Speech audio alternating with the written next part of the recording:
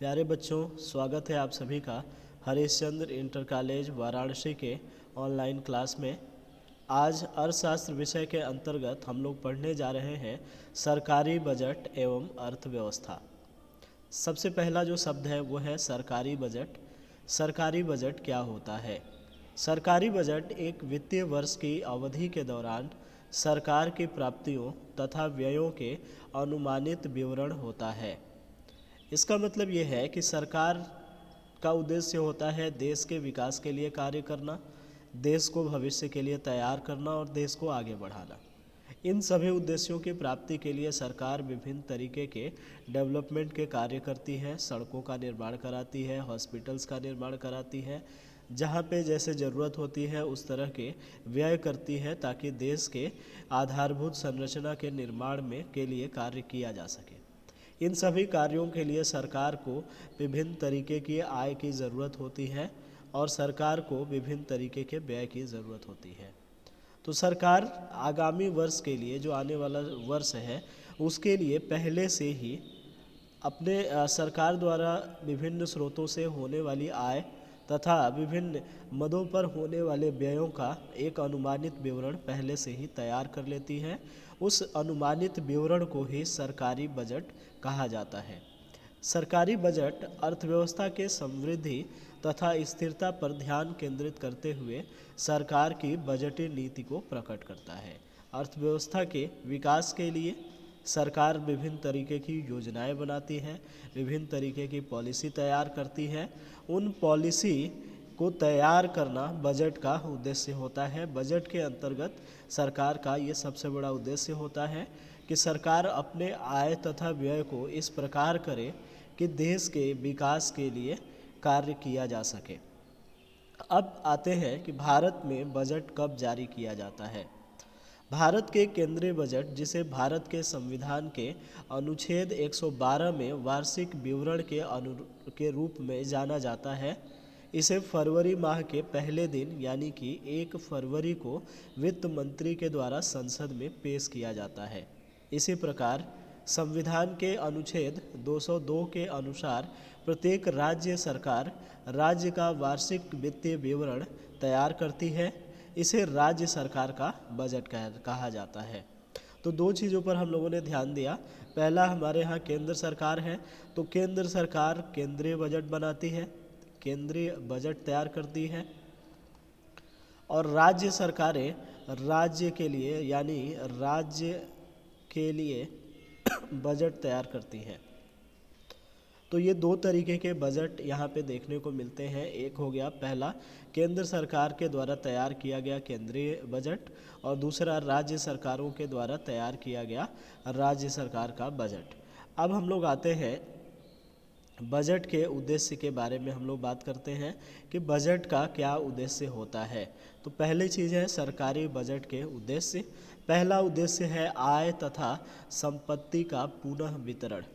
सरकार का बजट के बनाने के पीछे एक बड़ा उद्देश्य ये होता है कि सरकार देश में आय तथा संपत्ति का पुनः वितरण निर्धारित कर सके। आप सभी जानते हैं कि हमारे देश में एक वर्ग धनी है, जिसे हम धनी वर्ग कहते हैं, और दूसरा वर्ग निर्धन वर्ग है। आज धनी वर्ग और निर्धन वर्ग में जो गैप है, जो अंतर है, वो काफ़ी बढ़ता जा रहा है। सरकार बजट के माध्यम से धनी वर्ग पर कर लगाकर तथा निर्धन वर्ग को आर्थिक सहायता प्रदान करके निर्धन वर्ग के पक्ष में आय का पुनः वितरण करती है। उदाहरण के लिए हम देखें तो मनरेगा ये एक योजना चलती है गाँव में, जिसका उद्देश्य होता है कि जो निर्धन परिवार है उन परिवारों को 100 दिन की 100 डेज़ की गारंटीड जो है रोज़गार प्रोवाइड किया जाता है। इसके तहत उनको 100 दिन का गारंटी रोज़गार दिया जाता है। दूसरी योजना आप देखते हैं जैसे कि बीपीएल परिवारों के लिए न्यूनतम कीमत पर खाद्यान्न सुविधा को उपलब्ध कराया जाना। सरकार जो बीपीएल परिवार है, बिलो पॉवर्टी लाइन, गरीबी रेखा से नीचे जीवन यापन करने वाले परिवारों को सरकार न्यूनतम कीमत पर खाद्यान्न मुहैया कराती है, जिससे कि उनके जीवन यापन में सहारा मिलता है, भूखमरी की समस्या से निपटने में मदद मिलती है। दूसरा बजट का उद्देश्य है रोजगार के अवसरों का सृजन करना।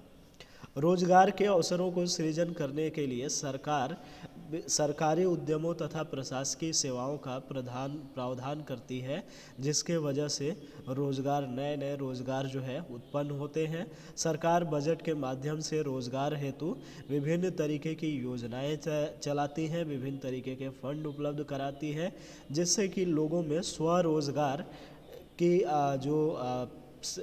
स्वरोजगार की जो भावना है वो उत्पन्न हो, लोग स्वरोजगार करें और ज़्यादा से ज़्यादा देश में रोजगार उत्पन्न हो। तीसरा जो बजट का उद्देश्य है वो है आर्थिक स्थिरता, इकोनॉमिक स्टेबिलिटी। इकोनॉमिक स्टेबिलिटी से तात्पर्य है कि कभी कभी देश में ऐसी स्थिति आ जाती है जिसमें देश, जिसे हम महंगाई कहते हैं, यानी देश में वस्तुओं और सेवाओं की कीमतें इतनी ज़्यादा बढ़ती जाती हैं, अत्यधिक वृद्धि हो जाती है कि सामान्य वस्तुओं की कीमतों को सामान्य व्यक्ति के लिए अफोर्ड कर पाना मुश्किल होता है। इसे हम लोग स्फीतिक अंतराल कहते हैं, तथा कभी कभी ऐसी स्थिति आती है जिसे हम लोग अविस्फीतिक अंतराल कहते हैं, जिसे कि मंदी कहा जाता है। तो इन्फ्लेशनरी गैप का मतलब हो गया महंगाई। महंगाई का मतलब है कि वस्तुओं और सेवाओं के मूल्यों में अप्रत्याशित वृद्धि होना, और अविस्फीतिक अंतराल का मतलब होता है मंदी आना। मंदी का मतलब होता है कि अप्रत्याशित कमी होना। तो जब मंदी आती है तो जो प्रोड्यूसर होता है, उत्पादक होता है, उसे घाटा हो रहा होता है, और अगर महंगाई आती है तो उपभोक्ता सामान्य वस्तुओं को भी अफोर्ड नहीं कर पाता है। ऐसी स्थितियां हमारे देश में अस्थिरता उत्पन्न करती हैं। तो इस अस्थिरता से निपटने के लिए सरकार बजट के माध्यम से महंगाई और मंदी जैसी स्थितियों को नियंत्रित करने का काम करती है। चौथा उद्देश्य है जीडीपी ग्रोथ। सरकार देश के जीडीपी ग्रोथ से तात्पर्य है देश के आय में वृद्धि। आय में वृद्धि,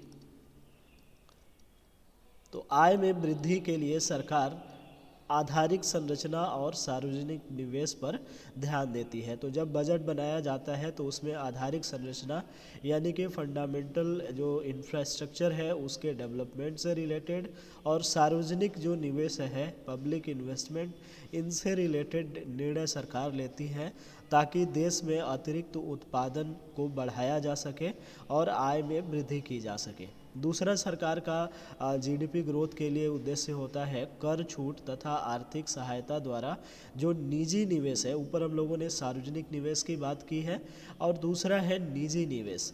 निजी निवेश भी अगर बढ़ेगा तो देश में इंडस्ट्रियलाइजेशन बढ़ेगा, देश के उत्पादन में अतिरिक्त वृद्धि होगी। इसके लिए सरकार निजी निवेश को प्रोत्साहित करने के लिए कर में छूट तथा आर्थिक सहायता प्रदान करने का काम करती है। तो ये भी बजट का उद्देश्य होता है। पांचवा जो बजट का उद्देश्य है वो है क्षेत्रीय असमानता को दूर करना, रिमूवल ऑफ रीजनल इम्बैलेंसेस। आप सभी जानते हैं कि हमारे देश में कुछ राज्य ऐसे हैं जो आर्थिक रूप से बहुत ज़्यादा विकसित हैं, जैसे दिल्ली हो गया, मुंबई हो गया, बेंगलुरु हो गया, और कुछ राज्य ऐसे हैं जो आर्थिक रूप से काफ़ी पिछड़े हुए हैं। तो इन ऐसे राज्य या ऐसे क्षेत्र जो आर्थिक रूप से पिछड़े हुए हैं, उन राज्यों के विकास पर विशेष ध्यान देना, उनके लिए विशेष तौर पे आर्थिक जो गतिविधियां हैं वहाँ उनको बढ़ाना, ये कहलाता है क्षेत्रीय असमानता को दूर करना। सरकार क्षेत्रीय असमानता को दूर करने के लिए उदार कानूनों के द्वारा पिछड़े क्षेत्रों में विशेष आर्थिक क्षेत्र की स्थापना करती है। विशेष आर्थिक क्षेत्र से तात्पर्य है special economic zone. Special economic zone जिसे हम लोग कहते हैं, स्पेशल इकोनॉमिक जोन का निर्माण करती है। ऐसे क्षेत्र जो पिछड़े हुए हैं वहाँ पे इंडस्ट्रियलाइजेशन को बढ़ावा दिया जाता है, ताकि उन क्षेत्रों के विकास को तेज़ गति से बढ़ाया जा सके। बजट का छठा उद्देश्य होता है संसाधनों का आवंटन, जिसे हम लोग कहते हैं allocation of resources. Allocation of resources से तात्पर्य है कि देश के जो पब्लिक जो रिसोर्सेज हैं, संसाधन हैं, उन संसाधनों का ऐसी जगहों पर इस्तेमाल करना जिससे कि सार्वजनिक कल्याण या समाज के कल्याण को अधिकतम किया जा सके। सामाजिक कल्याण को अधिकतम करने के लिए सरकार सार्वजनिक वस्तुओं के उत्पादन को बढ़ावा देती है। ऐसे कार्यों पर रिसोर्सेज का एलोकेशन करना संसाधनों का आवंटन कहलाता है।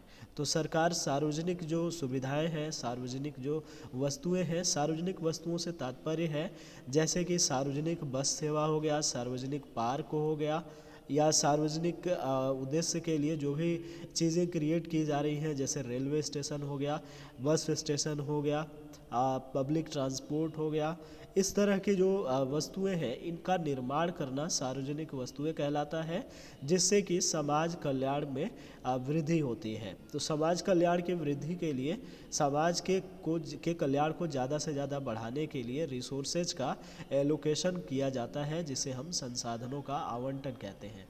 अगर हम इन चीज़ों को बाज़ार के हिसाब से छोड़ दें तो हमें पता है कि बाज़ार अगर सार्वजनिक वस्तुओं का उत्पादन करता है तो वो इस उद्देश्य के साथ उत्पादन करेगा कि उसे लाभ को अधिकतम तौर पे बढ़ाया जा सके। अगर लाभ पे फोकस होगा तो समाज कल्याण पिछड़ जाएगा, समाज कल्याण में कमी आ जाएगी।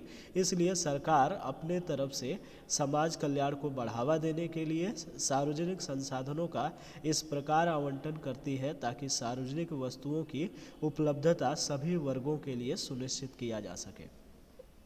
तो अभी तक हम लोगों ने डिस्कस किया बजट क्या होता है, बजट कब लागू किया जाता है और सरकारी बजट के क्या क्या उद्देश्य होते हैं। अब हम लोग बात करने जा रहे हैं कि सरकारी जो बजट है उसकी क्या क्या संरचना है, यानी कि सरकारी बजट के क्या क्या घटक हैं। तो सरकारी बजट के दो घटक हैं। बजट के दो घटक हैं। पहला घटक है जिसे हम लोग कहते हैं राजस्व बजट, रेवेन्यू बजट, और दूसरा है पूंजीगत बजट जिसे हम लोग कैपिटल बजट कहते हैं। तो राजस्व बजट से तात्पर्य है ऐसे बजट जिसे हम रेगुलर तौर पे, जिसके अंतर्गत रेगुलर इनकम और रेगुलर एक्सपेंडिचर आते हैं। तो राजस्व प्राप्तियाँ, राजस्व बजट का दो हिस्से हैं। पहला है राजस्व प्राप्तियाँ और दूसरा है राजस्व व्यय। तो राजस्व बजट और पूंजीगत बजट ये हमारे सरकारी बजट के दो प्रमुख घटक हैं। आइए सबसे पहले हम लोग डिस्कस करते हैं राजस्व बजट के राजस्व प्राप्तियों के बारे में। राजस्व प्राप्तियाँ जिसे हम लोग रेवेन्यू रिसिप्ट भी कहते हैं। तो रेवेन्यू रिसिप्ट का मतलब होता है कि ऐसी प्राप्तियां, सरकार को होने वाली ऐसी प्राप्तियां जिनसे सरकार की देयता में कोई वृद्धि नहीं होती तथा सरकार की परिसंपत्तियों में कोई कमी नहीं होती। तो ऐसे प्राप्तियां, ऐसी आय जो सरकार की देयता को बढ़ाती नहीं है तथा सरकार की परिसंपत्तियों में कोई कमी नहीं करती, तो ऐसी प्राप्तियों को हम लोग राजस्व प्राप्तियां कहते हैं। जैसे उदाहरण के लिए कर, सरकार को कर के माध्यम से, जनता से कर के माध्यम से आय होती है। ऐसी आय के लिए सरकार किसी भी तरह से लाइबल नहीं होती है, सरकार की कोई लाइबिलिटी नहीं होती तथा सरकार की कोई एसेट में इंक्रीज नहीं आता है। तो ऐसी प्राप्तियां जो सरकार की देयता तथा परिसंपत्तियों में कोई परिवर्तन नहीं करती हैं, ऐसी प्राप्तियों को राजस्व प्राप्तियां कहा जाता है। तो कर क्या है? कर सरकार को किया जाने वाला एक पक्षी आवश्यक भुगतान है। जो टैक्स लोग देते हैं ये सरकार को किया जाने वाला कंपलसरी जिसको हम लोग वन साइडेड पेमेंट कहते हैं। तो ये कंपलसरी वन साइडेड पेमेंट कहलाता है। अब हम लोग विस्तार से जानेंगे कि राजस्व प्राप्तियों के अंतर्गत कौन कौन सी मदें आती हैं, कौन कौन से आइटम आते हैं। तो जिसके अंदर दो तरीके के मदें आती हैं, पहला है कर प्राप्तियां और दूसरा है करेतर प्राप्तियां। कर प्राप्तियों से तात्पर्य है टैक्स रेवेन्यू और करेतर प्राप्तियों से तात्पर्य है नॉन टैक्स रेवेन्यू। तो दो तरीके के सरकार के राजस्व प्राप्तियों के स्रोत हैं। पहला है टैक्स रेवेन्यू और दूसरा है non tax revenue. Tax revenue से तात्पर्य है सरकार को टैक्स के माध्यम से होने वाली आय। तो कर अनिवार्य भुगतान है जिसके बदले में किसी सेवा या लाभ की आशा नहीं की जा सकती। अगर आप टैक्स दे रहे हैं तो आप सरकार से बदले में ये नहीं कह सकते कि आपको निश्चित तौर पे कोई सेवा या निश्चित तौर पे कोई लाभ मिलना चाहिए। किसी व्यक्ति द्वारा कर न चुकाने पर कानून के अनुसार दंड भी दिया जाता है। तो इसकी मदद से आप समझ सकते हैं कि जो टैक्स का पेमेंट है वो कंपलसरी पेमेंट होता है, वो अनिवार्य पेमेंट होता है, इसे आप इनकार नहीं कर सकते। तो जो लोग टैक्स के दायरे में आते हैं वो कर का भुगतान अनिवार्य रूप से करते हैं। दूसरी जो प्राप्तियां हैं उनको हम लोग करेतर प्राप्तियां कहते हैं, जो कर को छोड़ करके किसी अन्य स्रोतों से सरकार को होने वाली प्राप्तियों को करेतर प्राप्तियां कहा जाता है। तो आइए हम लोग विस्तार से बात करते हैं करों के बारे में, यानी काइंड्स ऑफ टैक्स के बारे में, कि सरकार को कितने तरीके के टैक्स के माध्यम से आय होती है। तो टैक्स की जो टैक्सेबल जो इनकम है वो दो तरीके की होती हैं, या तीन तरीके से इनको विभाजित किया जाता है। जैसे पहला है प्रगतिशील तथा प्रतिगामी कर, प्रोग्रेसिव एंड रिग्रेसिव टैक्स। प्रगतिशील कर का मतलब होता है कि आय में वृद्धि के साथ साथ, आय में वृद्धि के साथ साथ जब करों में वृद्धि होती है, कर की दरों में वृद्धि होती है, कर की दरों में वृद्धि होना। तो अगर आय बढ़ रही है और साथ ही साथ कर का रेट, जो टैक्स का रेट है वो भी बढ़ रहा है, कर की दरें भी बढ़ रही हैं, तो ऐसे कर को प्रगतिशील कर कहा जाता है।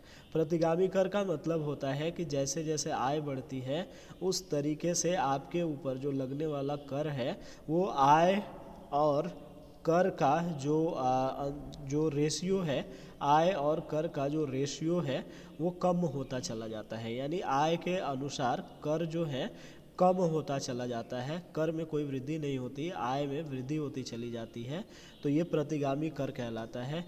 यानी इसका मतलब ये है कि जिस तरीके से आय होती है उस तरीके से कर होता है, तो ये प्रतिगामी कर कहलाता है। रिग्रेसिव टैक्स, जैसे कि आप देखते हैं जीएसटी हो गया, तो जीएसटी का मतलब हो गया कि जो धनी वर्ग है, जो जिनकी आय ज़्यादा है उनके लिए जीएसटी जो है कुछ महसूस नहीं होता, उनके लिए जीएसटी काफ़ी कम होता है, यानी कि कम पेमेंट नहीं करना पड़ता, उनकी आय के हिसाब से जो जीएसटी का अनुपात होता है वो काफ़ी कम होता है। और प्रगतिशील कर में क्या होता है कि जैसे जैसे आय बढ़ेगी वैसे वैसे करों की दरों में भी वृद्धि होता है।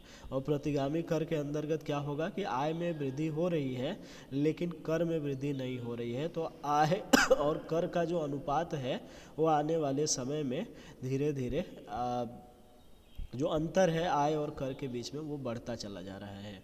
दूसरा है मूल्यानुसार तथा विशिष्ट कर। मूल्यानुसार और विशिष्ट कर से तात्पर्य है कि जब कर का निर्धारण वस्तु और सेवाओं के माप के हिसाब से होने लगे या यूनिट के हिसाब से होने लगे, यानी कि जितनी यूनिट आप वस्तु लेकर जा रहे हैं, तो जब करों का निर्धारण यूनिट के आधार पे, उत्पादन की यूनिट के आधार पे किया जाने लगे, तो ये कहलाता है मूल्यानुसार तथा विशिष्ट कर। अगला है प्रत्यक्ष तथा अप्रत्यक्ष कर। प्रत्यक्ष और अप्रत्यक्ष कर का तात्पर्य है कि डायरेक्ट टैक्स, जिसे हम लोग इनकम टैक्स भी कहते हैं, और दूसरा होता है अप्रत्यक्ष कर, जैसे इनडायरेक्ट टैक्स, इसका एग्जांपल आप जीएसटी ले सकते हैं। तो इनकम टैक्स डायरेक्ट टैक्स होता है क्योंकि यह जिस व्यक्ति पर लगाया जाता है वही पे करता है। तो ऐसा कर जिसे हस्तांतरण नहीं किया जा सका, जिसे नॉट ट्रांसफरेबल, जिसे आप ट्रांसफ़र नहीं कर सकते या शिफ्ट नहीं कर सकते, एक व्यक्ति से दूसरे व्यक्ति पर शिफ्ट नहीं कर सकते, यानी कि जिस व्यक्ति पर कर लगाया जाएगा वही उस कर को भुगतान करेगा, वो दूसरे व्यक्ति के ऊपर उस कर को लागू नहीं कर सकता, ट्रांसफ़र नहीं कर सकता। ऐसे कर को हम लोग डायरेक्ट टैक्स कहते हैं। और दूसरा होता है जीएसटी। ये वस्तुओं और सेवाओं पर लगने वाला वह कर है जिसे शिफ्ट किया जा सकता है। तो आप समझते हैं कि जैसे उत्पादक है, तो उत्पादक क्या करता है, वस्तुओं और सेवाओं पर लगने वाले कर को अगले व्यक्ति पर, जिसे वो बेच रहा होता है, उसे शिफ्ट कर देता है। तो जीएसटी जिसके ऊपर लगाया जाता है वो पे नहीं करता, जो अंतिम उपभोक्ता होता है वो पे करता है। तो उत्पादक के ऊपर लगाया जाता है, लेकिन उत्पादक उस टैक्स को अंतिम उपभोक्ता पर हस्तांतरित कर देता है।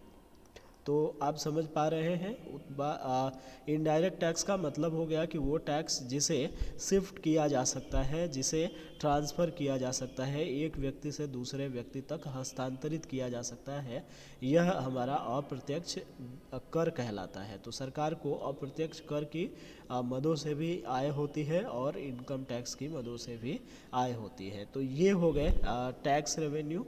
और दूसरी बात हम लोग कर रहे थे जिसका नाम था करेत्तर प्राप्तियाँ, non tax revenue. Non tax revenue के अंतर्गत पहला एग्जाम्पल है स्पेशल असेसमेंट, विशेष अंकन। जब किसी संपत्ति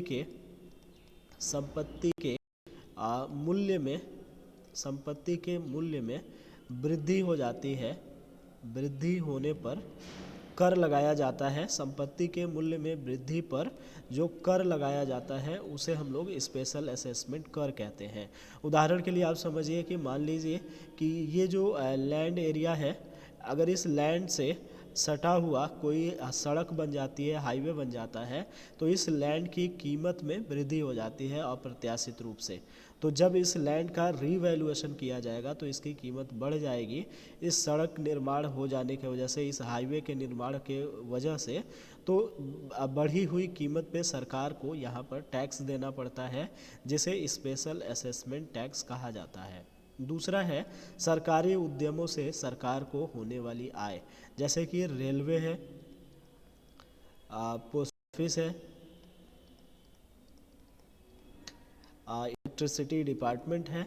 इस तरह के जो सरकारी उद्यम है, इन उद्यमों से सरकार को आय होती है। उस आय को नॉन टैक्स रेवेन्यू कहा जाता है, सरकारी उद्यमों से आय कहा जाता है। अगला एग्जाम्पल है 3G और 4G स्पेक्ट्रम, जो सरकार टेलीफोन कंपनियों को बेचती है, उस बिक्री से होने वाली आय। और अगला है अनुदान या दान। सरकार को कई बार देश में बाढ़ या भूकंप या इस तरह के किसी जो प्राकृतिक जो आपदा होती है, प्राकृतिक आपदा होती है, इस उद्देश्य के लिए, बाढ़ या भूकंप राहत के लिए जो अनुदान मिलता है, के लिए जो अनुदान होता है, उस अनुदान को हम लोग यहाँ पे शामिल करते हैं। यह भी हमारी सरकार की करेतर आय के अंतर्गत आता है। तो सरकार को भूकंप या बाढ़ राहत के लिए होने वाले जो अनुदान रिसीव होता है, अनुदान जो प्राप्त होता है, वो अनुदान से प्राप्त होने वाली आय करेतर आय कहलाता है। अगला है शुल्क। हम विभिन्न सरकार के विभिन्न ऑफिसेज में अपने काम के लिए जाते हैं, जैसे कि आप जो है ड्राइविंग लाइसेंस के लिए जाते हो, ड्राइविंग लाइसेंस के लिए जो हम फीस पेमेंट करते हैं सरकार को, या किसी सर्टिफिकेट के लिए सरकारी कार्यालयों में सर्टिफिकेट के लिए, जैसे बर्थ सर्टिफिकेट हो गया, डेथ सर्टिफिकेट हो गया, तो किसी भी तरीके के सर्टिफिकेट जो सरकारी कार्यालयों से प्राप्त होते हैं, उनके लिए जो हम शुल्क पे करते हैं, वो भी सरकार की शुल्क के माध्यम से आय होती है, जो करेतर आय के अंतर्गत आता है। अगला है जुर्माना। जब आप किसी ट्रैफिक नियम का उल्लंघन करते हैं या किसी तरह की कानून का उल्लंघन करते हैं, ऐसी दशा में आपके ऊपर जुर्माना लगाया जाता है सरकार की तरफ से। तो जो जुर्माना आपने सरकार को पे किया, वो सरकार के लिए आय कहलाता है। ये भी सरकार की करेतर आय के अंतर्गत आता है। अगला है, जो अगला और लास्ट करेतर जो आय है, वो है इस शीट। इस शीट का मतलब होता है कि जब बिना किसी उत्तराधिकारी को, बिना किसी उत्तराधिकारी के कोई व्यक्ति की मृत्यु हो जाती है, जब बिना किसी उत्तराधिकारी के कोई प्रॉपर्टी होती है, ऐसी प्रॉपर्टी सरकार इसका अधिग्रहण कर लेती है। जब कोई व्यक्ति अपनी प्रॉपर्टी बिना किसी उत्तराधिकारी के ऊपर सौंपे डेथ कर जाता है, मृत्यु कर जाता है, तो ऐसे व्यक्ति की जो संपत्ति होती है वो सरकार अधिग्रहण कर लेती है। तो ऐसी प्रॉपर्टी से होने वाली जो आय है उसे इस्टेट कहा जाता है। ये भी सरकार की करेत्तर आय के अंतर्गत आता है। आगे हम लोग बात करने जा रहे हैं राजस्व व्यय के बारे में। सरकार बजट के अंतर्गत जो बजट का पहला हिस्सा है जिसे हम लोग राजस्व बजट कहते हैं, तो राजस्व बजट का दूसरा जो प्रमुख घटक है वो है राजस्व व्यय, जिसे हम लोग रेवेन्यू एक्सपेंडिचर के नाम से जानते हैं। सरकार को विभिन्न एक वित्तीय वर्ष में विभिन्न तरीके के जो व्यय होते हैं, जैसे कि ऐसे व्यय जो सरकार की किसी परिसंपत्ति का निर्माण नहीं करते, ऐसे व्यय जो सरकार की किसी परिसंपत्ति का निर्माण नहीं करते या सरकार की किसी देयता का निर्माण नहीं करते। तो ऐसे receipt, those receipt which do not cause in the increase in any asset और इंक्रीज इन एनी लाइबिलिटी। तो ऐसे जो सरकार को जो व्यय होते हैं, इस तरह के जो व्यय होते हैं, इन व्ययों को राजस्व व्यय कहा जाता है। जैसे कि आप देख पा रहे हैं, पहला उदाहरण हम लोग लेते हैं पेंशन।